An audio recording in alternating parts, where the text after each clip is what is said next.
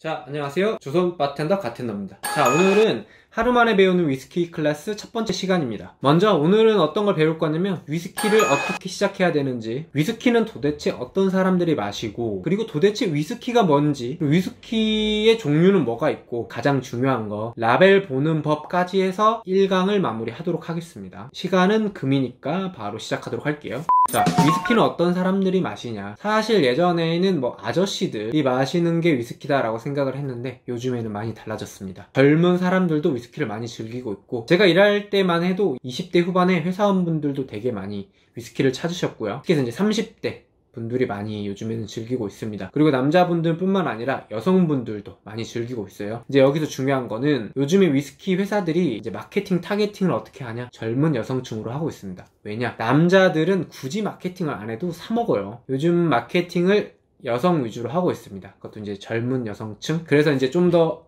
기존 보통 40도인데 40도보다 좀 더 약한 위스키를 만들어서 판매하거나, 아니면 향과 맛이 좀 더 부드럽고 과일향이 나는 이런 위스키들을 마케팅을 잘 해서 판매를 하고 있습니다. 결론은 뭐냐? 남녀노소가 가리지 않고 즐기고 있다. 이런 말이 있어요. 국민 소득이 2만 불이 되면 와인이 대중화되고 3만 불 정도가 되면 위스키가 대중화됩니다. 우리나라가 지금 얼마지? 아무튼 2만 불은 훨씬 넘었어요. 2만 불 넘은 지가 오래됐기 때문에 이미 와인은 대중화가 되어 있습니다. 하지만 위스키는 제가 봤을 때는 대중화가 되고 있는 단계예요. 그래서 남들보다 좀 더 빨리 공부를 해 놓으면 많은 이점이 있겠죠. 그래서 좋아요, 구독을 누르셔야 되는 거고, 다음 넘어가면, 자, 그러면 이제 위스키를 보면 위스키, 그리고 위스키인데 이가 또 들어간 게 있습니다. 뭐가 맞냐? 사실 둘 다 맞습니다. 스코틀랜드, 일본, 프랑스 이런 나라들은 사실 위스키로 써요. 이가 빠진 걸로. 아일랜드와 미국은 위스키, 이가 들어간 이를 보통 씁니다. 절대적인 건 아니지만 대부분 그래요. 이제 위스키라고 이를 붙여서 쓴 이유는, 예전에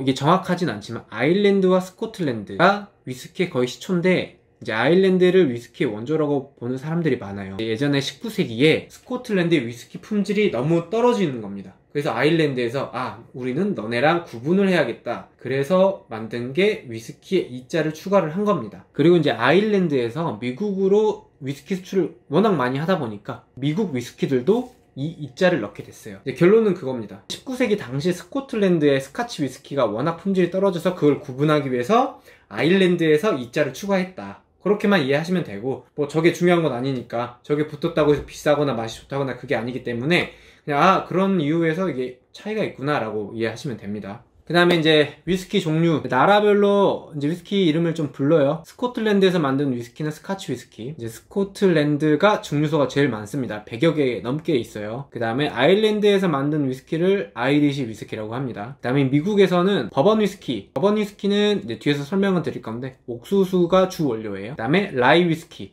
라이 위스키는 호밀이 주 원료입니다. 미국에서 만든 위스키들은 대부분 버번 위스키, 라이 위스키입니다. 그 다음에 기타, 일본도 요즘에 위스키 강국입니다. 그리고 최근에 치고 올라오는 게 대만의 카발란 위스키가 요즘에 치고 올라오고 있어요. 기타 이제 호주나 프랑스에서도 위스키를 만들고 있고, 심지어 인도에서도 위스키를 만듭니다. 근데 대부분의 인도에서 만든 위스키는 위스키라기보다는 럼이라고 해야 될 거예요. 주 원료가 다르기 때문에. 그리고 이제 다음 챕터. 네, 이게 또 중요하죠. 이제 위스키 종류가 어떤 종류가 있는지에 대해서 알고 있으면 친구들한테 이렇게 으쓱 할 수가 있어요. 첫 번째, 버번 위스키. 버번 위스키는 일단 맛 자체는 달콤하고 부드럽습니다. 이제 바닐라 향이 나요, 전반적으로. 그리고 생산지는 미국입니다. 그리고 오크통에서 2년 이상 숙성을 해야 되고요. 특징으로는 속을 한번 태워준 오크통에다가 숙성을 합니다. 그리고 가장 중요한 거, 옥수수 비율이 51%, 어떤 데는 52%라고도 하는데 반 이상이 옥수수가 들어가야 그거를 버번 위스키라고 합니다. 대표적으로는 메이커스 마크, 저도 가지고 있는데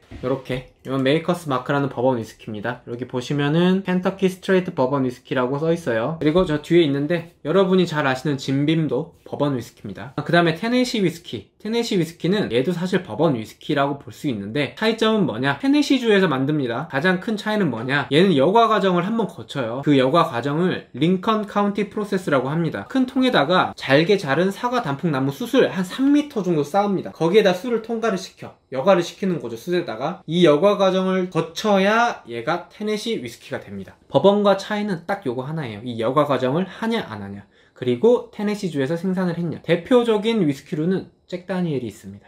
그 다음에 여러분이 많이 아시는 스카치 위스키, 이건 당연히 스코틀랜드에서 만들어야 되고 오크통 숙성을 3년 이상 무조건 해야 돼요. 그리고 이제 스카치 위스키의 특징은 증류를 2번을 한다는 겁니다. 증류에 대해서는 나중에 또 설명을 드릴 건데, 알코올과 물의 끓는 점 차이를 이용해서 하는 게 증류입니다. 맛은 이제 이탄향, 피트하다는 표현을 하는데, 이탄이라는 유기화학물로 건조 과정을 거치면 병원의 소독약 맛이 나는데 그걸 이제 이탄향이라고 하고 피트하다고 표현을 해요. 혹은 이제 과일향이 나고 부드러운 꿀향이 나는 위스키들도 스카치 위스키에 있습니다. 특징으로는 보통 스카치 위스키는 40도 이상 에서 병입을 합니다. 버번이나 쉐리 와인 같은 와인을 숙성한 위스키 통에다가, 이미 한번 사용한 위스키 통에다가 또 숙성을 해요. 최소 3년 이상. 대표적으로는 조니 워커가 있겠네요. 여러분이 아시는 대부분 뭐 발렌타인, 조니 워커, 뭐 시바스 리갈 이런 거 대부분 다 스카치 위스키예요. 스카치 위스키 중에서도 블렌디드 위스키, 그 다음 라이 위스키, 호밀로 만든 위스키예요. 주 원료가 호밀이고 얘도 보통 미국에서 만들어집니다. 대표적인 브랜드로는 넙크릭이 있겠네요. 넙크릭은 사실 스테이크랑 먹었을 때 맛있습니다. 캐나디언, 딱 들어도 알겠죠? 캐나다에서 만든 위스키를 캐나디언 위스키라고 합니다. 대표 브랜드로는 캐나디언 클럽이 있겠고요. 그 다음에 아이리쉬는 아일랜드에서 만든 위스키고, 특징은 증류를 3번 이상 합니다, 보통. 얘도 마찬가지로 버번이나 와인을 숙성했던 오크통에서 3년 이상 숙성을 하고요. 대부분 부드럽고 꿀향이 나는 게 특징입니다. 대표적인 브랜드로는 제임슨이 있습니다. 제임슨은 많이 아시죠? 그 다음, 사실 이거를 알고 있다 그러면 이제 위스키 중수 정도 되는 거예요. 요즘에 유행하는 게 싱글 몰트 위스키입니다. 이 싱글 몰트 위스키가 뭐냐, 몰트가 의미하는 거는 보리예요. 보리. 무조건 위스키에 몰트라는 글자가 있다, 이거는 보리로 만들었구나 100% 라고 생각을 하시면 돼요. 그 다음에 싱글을 뭘 의미하느냐, 단일 증류소, 한 개의 증류소에서만 만든 위스키로 만든 술이구나 라고 이해를 하시면 돼요. 다시 한번, 싱글 몰트 위스키, 한 개의 증류소, 즉 단일 증류소에서 보리 100%로 만든 위스키가 싱글 몰트 위스키다. 자, 여기서 이제 또 헷갈릴 수 있는데, 이 싱글 몰트 위스키는 그 증류소에 있는 위스키로만 만들면 돼요. 뭐 예를 들어서 1990년도에 만든 위스키랑 998년도에 만든 위스키랑 섞었어, 그것도 사실 싱글 몰트예요. 그러니까 그 똑같은 증류소에서 만든 위스키니까. 그리고 같은 해에 만든 위스키도 1번 오크통이 있고 2번 오크통이 있고 3번 오크통이 있잖아요. 그 1번, 2번, 3번 다 맛도 다를 거고 사실 알코올 도수 조금씩 차이가 납니다. 뭐 숙성되는 위치에 따라서, 기후에 따라서 다르기 때문에 걔네들 섞었어, 근데 이게 다 똑같은 증류소야, 그러면 얘도 역시 싱글 몰트 위스키예요. 이해가 되시나요? 언제 만들고 어떤 오크통이든 상관없어요. 똑같은 이 증류소에서 만든 위스키 가지고 섞었어, 이 위스키들이 다 100% 보리로만 만든 거야, 그러면 얘는 싱글 몰트 위스키입니다. 헷갈리시면 안 돼요. 그 다음에 그레인 위스키가 있어요. 말 그대로 보리 위에 곡물들도 같이 섞어서 만든 거예요. 보리가 들어갈 수도 있고 안 들어갈 수도 있는데, 뭐 옥수수나 밀, 호밀, 보리 뭐 이런 거 가지고 위스키를 만듭니다. 왜? 똑같은 곡물이니까 위스키를 만들 수가 있어요. 다만 이제 그레인 위스키가 싱글 몰트 위스키보다 조금 더 품질이나 향, 맛 면에서 조금 떨어진다는 견해가 큽니다. 그리고 가격도 당연히 싸겠죠. 100% 보리로 만드는 것보다. 그레인 위스키면 보통 먹는 경우는 거의 없어요. 간혹 가다가 제 있는 걸로는 알고 있는데 브랜드 이름은 생각은 안 나네요. 아무튼 그레인 위스키를 만든 이유는 싱글 몰트와 섞어가지고 좀 더 보편화된 맛, 좀 더 맛있는 맛을 찾기 위해서 이 그레인 위스키를 만듭니다. 싱글 몰트와 그레인 위스키를 섞어. 이게 뭐냐? 블렌디드 위스키입니다. 여러분들이 많이 아시는 조니 워커, 시바스 리갈, 발렌타인 요런 게 다 블렌디드 위스키예요. 보통은 싱글 몰트 40%, 그레인 위스키 60%를 섞습니다. 사실 위스키 소비는 이 블렌디드 위스키가 거의 90% 이상 소비가 되고, 이제 나머지가 싱글 몰트 위스키라고 보시면 됩니다. 이제 이 두 개를 사실 섞는 이유가 뭐냐면 가격적인 측면도 있고, 왜? 그레인 위스키가 섞임으로써 가격이 떨어져요. 그리고 맛 부분에서도 있어요.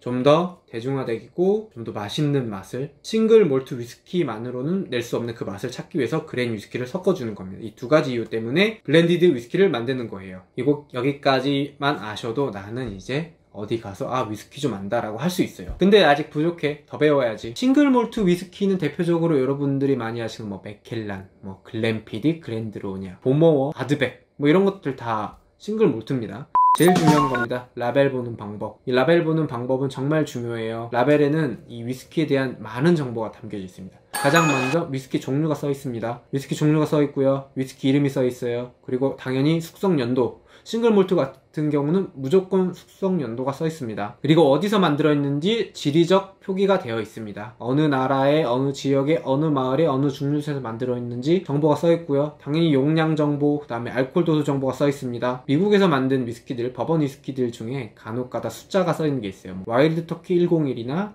바카디 151도 있겠네요. 이런 거 보시면 알코올 도수 단위에 프루프라고 써 있는 것도 있어요. 간혹가다가. 이 프루프가 뭐냐? 얘도 알코올을 측정을 하는 단위입니다. 이 프루프는 어떻게 해서 나왔냐? 예전에는 사실 알코올 도수를 정확히 측정할 방법이 없었습니다. 그래서 측정하는 방법이 뭐였냐? 화약에다가 술을 뿌린 다음에 불을 붙여. 이 불이 활활 잘 붙어, 이거는 정말 잘 만든 술이다 라고 해서 붙여진 게 이 프루프란 단위예요. 보통은 이제 50도가 넘어가면 불이 잘 붙기 때문에 이제 50도 넘어가는 위스키들이 좋은 위스키다 라고 해서 이 프루프 단위를 쓰는 거고, 알코올 퍼센트랑 프루프랑 정말 쉬워요. 프루프를 반띵하면 알코올 도수입니다. 그래서 와일드 터키 101 같은 경우는 50.5도예요. 바카디 151이나 론디아즈 151 같은 경우는 75.5도입니다. 그 다음에 보통 이제 싱글 몰트 위스키에 많은 정보가 적혀져 있는데 어떤 오크통에서 숙성을 했는지 만든 자료에 발베니 같은 경우는 더블 우드라고 써있네요. 더블 우드는 두 개의 오크통에서 숙성을 했다라고. 그 이제 오크통이 뭐 버번 위스키를 했는지 뭐 쉐리를 했는지도 정보가 써 있어요. 퍼스트 캐스크. 보통은 이제 스카치 위스키들은 오크통을 캐스크라고 표현을 많이 하고, 미국에서 만든 위스키들은 배럴이라는 표현을 많이 씁니다. 즉 이제 이 발베니 같은 경우는 두 개의 오크통에서 숙성을 했다. 그래서 더블 우드. 라벨을 보실 때 이런 용어들이 나올 수 있습니다. 그래서 중요한 거는 캐스크 스트렝스 그리고 싱글 캐스크가 중요해요. 캐스크 스트렝스는 뭐냐? 한 개의 오크통의 그 위스키 원액을 그대로 병입을 해서 출시가 됐다 라는 의미입니다. 즉 물을 타면 안 돼요. 캐스크 스트렝스는 물을 타지 않은 위스키입니다. 그리고 한 개의 오크통에서 그 원액 그대로를 병입을 한 거를 캐스크 스트렝스라고 하고, 당연히 물을 타지 않았기 때문에 알코올 도수는 보통 50도 이상입니다. 매우 높아요. 하지만 싱글 캐스크는 뭐 의미는 어떻게 비슷해요. 한 개의 오크통에, 즉 단일 오크통의 원액만 병입을 하는데 얘는 물을 탈 수 있습니다. 그리고 당연히 병입한 날짜가 표기가 돼야 되고요. 캐스크 스트렝스와 싱글 캐스크의 차이는 물을 탈 수 있냐 없냐입니다. 그래서 싱글 캐스크가 보통은 알코올 도수가 캐스크 스트렝스보다 낮아요. 왜? 물을 탈 수 있으니까. 대부분 위스키들은 오크통이 숙성이 끝나면 60에서 70도, 거의 50도에서 70도 사이거든요. 그렇기 때문에 물과 캐러멜 색소를 탑니다. 이게 보편적인 거예요. 그래서 40도 정도로 맞춰주는 거고, 색깔도 먹음직스럽게 만들어주는데, 이 캐스크 스트렝스는 물을 타지 않는 거고,